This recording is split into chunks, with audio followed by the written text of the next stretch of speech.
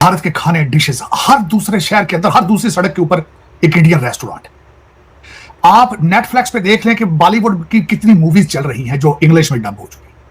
आप देखें किस तरीके से इंडियन म्यूजिक को सुना जाता है, किस तरीके से भारतीय शादियां जिस तरीके से बाहर हो रही हैं। क्या देगा दुनिया की फार्मेसी वो बन गया, दुनिया के डिफेंस हर चीज वो बनाएगा, तेजाज को वो सारे अफ्रीका को असला सारा वो बेच रहे हैं। जहां जहां गैप आ रहे हैं Bharat is filling it up. Doctor साहब, आज एक दो इम्पॉर्टेंट चीज़ें हैं जिसमें पहली बात तो ये है कि डॉक्टर जयशंकर एक खिताब कर रहे थे, I think he was in Dubai, और वहाँ पे उन्होंने कहा, भारत के बारे में कहा जी कि भारत एक ब्रांड का नाम है। भारत जो है वो अपना वो बताएगा कि इकोनॉमिक पॉलिसी क्या होगी। भारत जो है वो दुनिया को ये नहीं अपने बारे दुनिया को एक्सप्लेन नहीं करने देगा, हम खुद एक्सप्लेन करेंगे हम क्या हैं। भारत एक इकोनॉमिक मॉडल देगा, भारत जो है एक पॉलिटिकल मॉडल देगा। तार साहब, ये जो बात है, और दूसरा जिसे वो कहते हैं ना कि खुल के दुनिया के सामने वो अपना केस बयान कर रहे हैं। हमारे फॉरेन मिनिस्टर तो खैर बोलते ही नहीं, वो तो पता नहीं किधर होते हैं। लेकिन साथ ही तार साहब इसमें भी थोड़ा कमेंट कर दीजिएगा कि साबिक वज़ीर-ए-आज़म पाकिस्तान के नवाज शरीफ ने कहा है कि मैं 2 दफ़ा वज़ीर-ए-आज़म था और दोनों दफ़ा भारत के वज़ीर-ए-आज़म पाकिस्तान आए थे। तो कहते हैं जब हमें उतार दिया गया तो कोई भी भारत से पाकिस्तान नहीं आता। तार साहब, ये दोनों चीज़ें, अब एक भारत ब्रांड है, वो कह रहे हैं कि हम ब्रांड है, हम पॉलिटिकल, इकोनॉमिक, सोशल जो है वो एक आइडिया देंगे दुनिया को। साथ में पाकिस्तान के फॉरेन मिनिस्टर खामोश ही रहते हैं, पता नहीं उनकी कोई आवाज़ कोई नहीं आती, उनका ट्विटर भी पता नहीं है कि नहीं। लेकिन नवाज शरीफ कहते हैं कि मुझे अगर आप लाएं तो मैं जो है ना वो फिर इंडियन वज़ीर-ए-आज़म पाकिस्तान आ सकता है। इस पर ज़रा कमेंट कर दें, ये India as a brand and ये जो क्या नाम है उनका, नवाज शरीफ साहब कह रहे हैं। चीमा साहब, मैं काफी हद तक जो है वो डॉक्टर जयशंकर की बातों से एग्री करूंगा। उसकी वजह यह है, आप देखें जरा, मैं आज अमेरिका में बैठ के बताता हूँ बात की। आज कि वॉशिंगटन डीसी जो कि इस वक्त दुनिया का अभी तक जो है जिस तरह का भी है कमजोर है, लेकिन दुनिया का कैपिटल समझा जाता है। यहाँ पे भारत क्या है आपसे मैं पूछना चाहूंगा इस वक्त, अगर भारत की मिसाल दी जाए, भारत के खाने डिशेस हर दूसरे शहर के अंदर, हर दूसरी सड़क के ऊपर एक इंडियन रेस्टोरेंट है। आप नेटफ्लिक्स पे देख लें कि बॉलीवुड की कितनी मूवीज चल रही हैं जो इंग्लिश में डब हो चुकी। आप देखें किस तरीके से इंडियन म्यूजिक को सुना जाता है, किस तरीके से भारतीय शादियां जिस तरीके से बाहर हो रही हैं, जिस तरीके से मेगा प्रोग्राम होते हैं बाहर उनके। फिर आप इंडियन डायस्पोरा का इन्फ्लुएंस देखें हर बड़े कंट्री के अंदर। अब आप जो एक नया ट्रेंड बन चुका है कि अब मुल्कों के हेड जो है वो सेकंड जनरेशन इंडियन है। तो ये वाकई मैं उनसे एग्री करूंगा कि भारत इज अ ब्रांड, और ये भारत ब्रांड था, पहले भी था। मैं इसकी बात ये करूंगा कि जो मजीद मैं भारत के अपने सब कॉन्टिनेंट की हिस्ट्री पढ़ता हूं तो नजर आता है कि हाउ सिविलाइज्ड दे वर। मैं जो टेक्सला यूनिवर्सिटी के अंदर 2000 स्टूडेंट्स थे at the time when Alexander attacked that region. 2000 teachers उस यूनिवर्सिटी में होना आप मामूली समझते हैं चीज उसको। और फिर ये हिस्ट्री बताती है कि वहां पे जब आर्यंस आए थे तो वेद की किताबें उनके साथ थी। 150 एडी की बात करें तो ब्रांड तो था, पहले भी था। अब खैर मैं समझता हूं कि उनको एक चांस मिला है, लेकिन उसका सीक्रेट सिर्फ तालीम है। तालीम के साथ उनकी इस वक्त अगर मुझसे पूछा जाए ये क्वेश्चन कि भारत की तरक्की का सीक्रेट क्या है, तो सिर्फ वाहिद एक ही सीक्रेट है कि उनकी यूथ जो है इज एजुकेटेड यूथ। वो जहां भी जाती है वो टेक्नोक्रेट बन के जाती है, वो डिग्गियों में नहीं फंस के जाते, वो किश्तियों में डूबते नहीं जाते, और जाते हैं वहां पे और एक हेल्दी डायस्पोरा बनते हैं। और उसके ऊपर that is the fruit India is enjoying today, that is what it is. और उसकी बुनियादें हैं। मैं हमेशा जिस इंस्टीट्यूशन का सबसे बड़ा मैं मुरीद हूं, फैन हूं, इंडियन इंस्टीट्यूट ऑफ टेक्नोलॉजी है। MIT में एडमिशन मिलना आसान है, इंडियन इंस्टीट्यूट ऑफ टेक्नोलॉजी में एडमिशन मिलना मुश्किल। और मैंने वहां के ग्रेजुएट्स की मैं ग्रोथ देखता हूं, या वाशिंगटन डीसी में अजय बंगा को देखता हूं। आपको सोचना होगा कि अजय बंगा पाकिस्तान में, दूसरी दुनिया में क्यों नहीं पैदा हो रहा। ये सबसे बड़ा आंसर इसी चीज का है कि उनकी यूथ जो है उसकी एपेटाइट है तरक्की की, और दूसरा वो तालीम से they are loaded with education of math, education of English. आज आप जिस मुल्क में इस वक्त चीमा साहब बैठे हैं, इंग्लिश में ट्वीट करें तो मेरा ख्याल है 99.9% पाकिस्तानी उसको पढ़ना पसंद ही नहीं करेंगे। पता ही नहीं है कि शायद है, को पता ही नहीं। मेरा मुर्शिद इमरान खान ऑक्सफोर्ड में पढ़े है, वो भी उर्दू में ट्वीट करता है। उसको पता है कि मेरी जो नीचे जिहादी जो मैं तैयार करके आया हूं, ये लौंडे लपाड़े जो अन्य हुए पे ने कहा, तो वो तो पढ़ने की सलाहियत ही नहीं रखते। तरक्की किस तरह करेंगे आप? आप तो नाराज है ना तरक्की से, तुसी ते बिल्कुल मुंह ही पर कर ले। तुसी कह यार हमें जरूरत नहीं, 7वीं सदी का आप चाहते हैं 7वीं सदी में वापस जाना। आप पता नहीं क्या बात है, अब्बासियत दौर में जाना चाहते हैं आप, क्या पता नहीं। I have no clue about it कि व्हाट आर योर प्लान्स। वो इलामा इकबाल, मैं खुश हूं कि पाकिस्तान बनने से पहले फौत हो गया। इलामा इकबाल ने कहा था इस मर्द नादा पे कलाम नरमो नाज़िक बेअसर। उन्हें क्या फुल दी पत्ती ना हीरे दे जिगर कट से टोटे दो हो सकते हैं। खोते देके किताबा रखिया उन्हें कोई देखा नहीं बेचारा फौत हो गया 1930 में। बहुत अच्छा हुआ है अल्लामा इकबाल साहब, तुम बड़े अच्छे रहे हो। ये नहीं वेख्या तुसी, ये असि वेख रहे हैं, ये साडे तो पूछो ये की इस कौम ना होने लगा। उत्ते ਜਿਹੜੇ बैठे ने वो सारे डुअल सिटीजन। मुझसे आज किसी ने पूछा, उसने कहा जी वजह क्या है हमारी एजुकेशन पॉलिसी। मैं क्या एजुकेशन की पॉलिसी बनाने वालों के सबके बच्चे तो लंदन में है, वो क्यों बुलाएंगे पॉलिसी आपकी? Why should they make the policy in Pakistan to teach you math और इंग्लिश और एनीथिंग एल्स? रीजन बिकॉज उनके बच्चे तो बाहर बैठे, वो तो चाहते हैं कि आप जिहादी बने, आप वो तो चाहते हैं आप गारों में रहें, आप IMF के कर्जे वो एंजॉय करें, आप किस्तें आप दें, वो तो चाहते हैं, उनका तो प्लान है ये। लेकिन चीमा साहब दर हकीकत ये आज बिल्कुल मैं उनकी बात से एग्री करूंगा। और तरक्की देखें 7.8% तरक्की, मोर देन 600 बिलियन उनके जो है वो बाहर पड़ा है इस वक्त जो फॉरेन एसेट्स। आप देखें कि आगे दुनिया में मैं समझता हूं कुछ चीमा साहब चीज बचनी ही नहीं जो भारत में नहीं बन रही, जो भारत बना के देगा। दुनिया की फार्मेसी वो बन गया, दुनिया के डिफेंस हर चीज वो बनाएगा, तेजाज को वो सारे अफ्रीका को असला सारा वो बेच रहे हैं। जहां जहां गैप आ रहे हैं Bharat is filling it up. दूसरा मैं ये समझता हूं हमेशा, मैं पाकिस्तान के हवाले से भी कहूंगा यार मेरे तो हर कौम जो है वो सोई पड़ी है लस्सी पीकर, लेकिन बांग्लादेश की तरक्की का सीक्रेट सिर्फ यही था कि उन्होंने औरतों को वहां एंगेज किया स्वेट शॉप्स में। उन्होंने कॉटन का कोटा अमेरिका से लिया और उसके बाद उन्होंने जो स्वेट शॉप्स बनाई उन्होंने औरतों को एंगेज किया। और डॉक्टर यूनुस ने जिस तरीके से वहां माइक्रो इकोनॉमिक्स और माइक्रो सारा किया उन्होंने, माइक्रो फाइनेंसिंग माइक्रो, तो वो रिमार्केबल है। मैं बताना, आपके जितने आईवी लीग के बच्चे हैं उनको पता सब है, सब पता है उनको कि डॉक्टर यूनुस कौन है। उन्हें पता है प्राइम मिनिस्टर जो ली है सिंगापुर का, उसने क्या क्या किया पता है उनको। इन्होंने थीसिस भी हो सकता है लिखे हो इन चीजों के ऊपर, लेकिन शर्म हमको मगर नहीं आती, फिर उसका तो हल नहीं है कोई। एक इंफीरियर डीएनए का कोई हल नहीं है चीमा साहब। अगर आपके विल नहीं मौजूद, नेशनलिज्म नहीं है, इस्लाम करते हैं उसका मतलब पता नहीं है, तो फिर कौमें किस तरह बनेंगी? कौमें इस तरह थोड़ी बनती।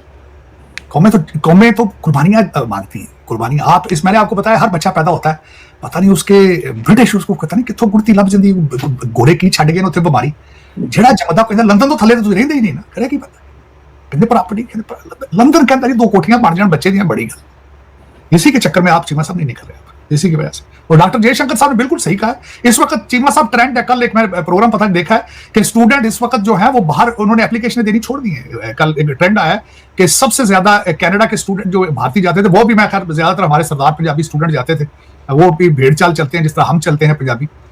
लेकिन उन्होंने भी जाना छोड़ दिया है कनाडा, उनकी एप्लीकेशन कम हुई। यूके जाना छोड़ रहे हैं वो, और जाना उनको नहीं जाना चाहिए। भारत के अंदर अपॉर्चुनिटीज भी हैं, अच्छी यूनिवर्सिटी है, 1300 यूनिवर्सिटी है वहां, तो उनको मेरे ख्याल में फ्यूचर मैं जो प्रेडिक्ट कर रहा हूं चीमा साहब, आप यकीन करें द फ्यूचर इसी जिस डगर पे इंडिया इस वक्त चल रहा है, the next century is India century.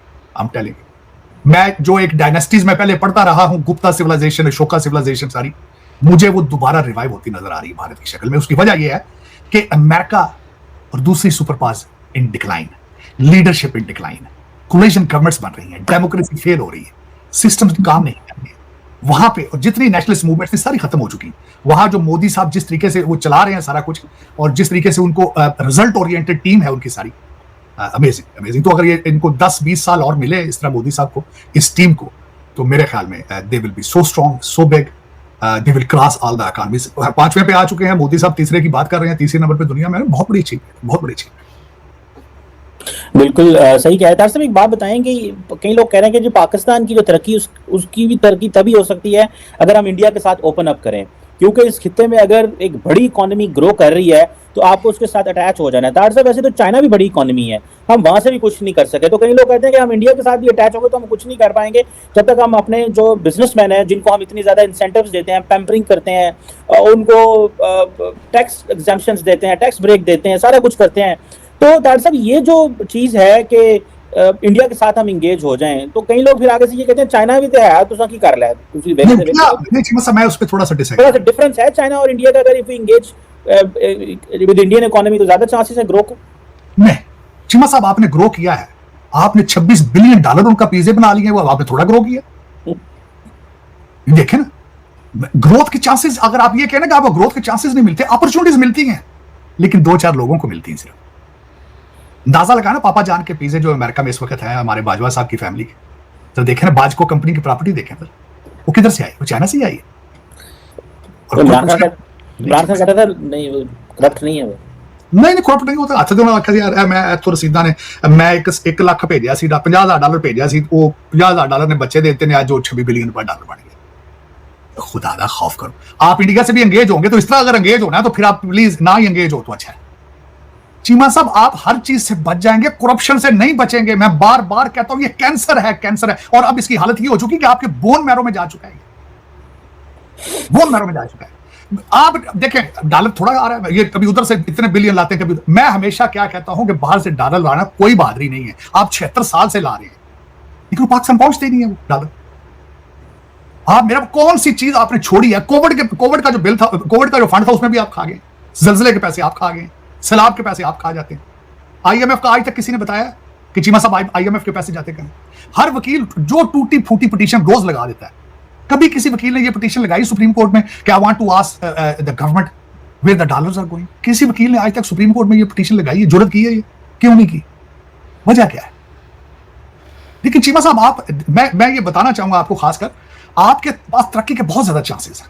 China के साथ अटैच होते तो फिर भी, अगर आप अटैच होते तो एंगेज करते मुल्की मुफाद के लिए, तो आपने बहुत तरक्की करनी थी। लेकिन आप मुल्की मुफाद के लिए नहीं अटैच हुए उनसे भी। अब अगर इंडिया से भी आप अटैच होते हैं लेकिन मुल्की मुफाद के लिए नहीं होते, तो क्या फायदा उसका? चीमा साहब सिर्फ 4-5 बंदों ने की लॉटरी निकालने के लिए आपने एंगेज होना, तो प्लीज ना तकलीफ करें। ये ऐसे ही ठीक है जिस तरह आप चल रहे हैं, कभी उधर से मांग लिया, कभी उधर से मांग लिया। और मांग के भी क्या पाकिस्तान तो नहीं जा रहे ना, वो तो इधर ही डॉलर रुक जाते हैं। देखें ना, इसमें फायदा किसका है? फायदा तो अमेरिकन का है। डॉलर मुल्क से बाहर जाते ही नहीं है, गुर्दे आपके लिखवा लेते हैं कौम के।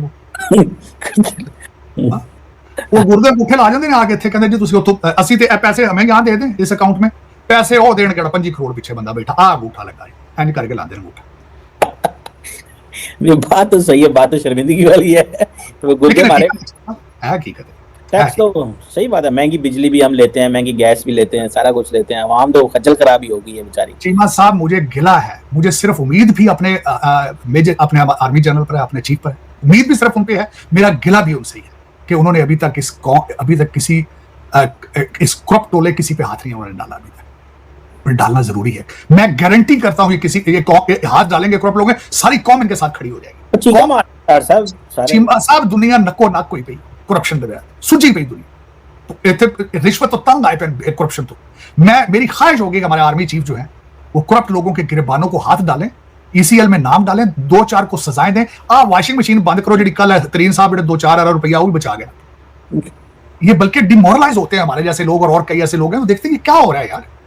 ये हाफिज साहब मिसालें तो हमें देते हैं, हमें इतनी उम्मीद दिलाते हैं ये, और फिर साथ तरीन जैसे बंदे आके कहते हैं जी मैं सियासत से तौबा कर गया हूं, ये 4 अरब रुपया मेरा इसको ना छेड़िया।